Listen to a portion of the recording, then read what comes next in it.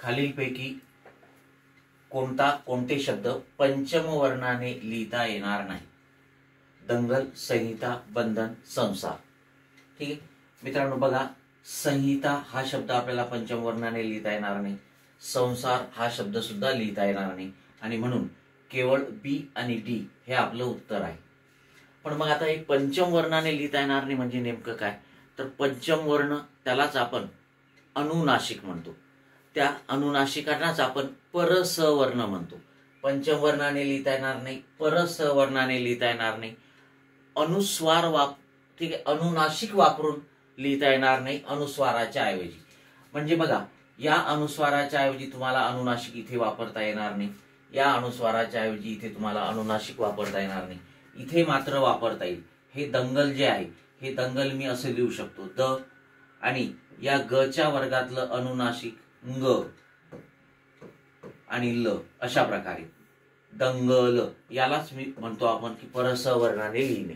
म्हणजे मी काय केलं, ज्या अक्षरावर हा शिरोबिंदू आहे त्याच्या पुढचं व्यंजन, त्या पुढच्या व्यंजनाच्या वर्गातील अनुनासिक इथे वापरलं. मग आता इथे ज्या अक्षरावर अनुस्वार आहे त्याच्या पुढचं व्यंजन ह आहे, इथे स च्या पुढचं व्यंजन स आहे. ह आणि स हे वर्गीय व्यंजने नाहीत, त्यामुळे त्यांचा उच्चार हा ओझरता होतो, अस्पष्ट होतो. ते ऑलरेडीच अनुनासिक आहेत आणि त्यांच्या वर्गच नाहीये, त्यामुळे त्यांच्या वर्गातलं अनुनासिक आपल्याला घेता येणार नाही. आणि म्हणून कोणताही शब्द पंचम वर्णाने तेव्हाच लिहिता येतो जेव्हा त्या शिरोबिंदूचा उच्चार हा स्पष्ट आणि ठणठणीत असतो.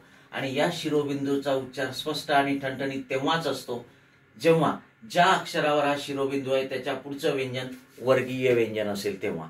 आणि अशाच अनुस्वाराच्या ऐवजी अनुनासिक आपल्याला वापरता येते. बंधनला आपण बंधन असं लिहू शकतो, बंधन.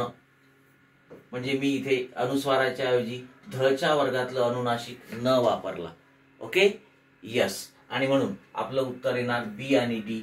बी आणि डी आपल्याला ठीक आहे पंचम वर्णाने परसवर्णाने लिहिता येणार नाही, कारण ज्या अक्षरावर अनुस्वार आहे त्याच्या पुढचं व्यंजन हे वर्गीय व्यंजन नाही. Okay, yes.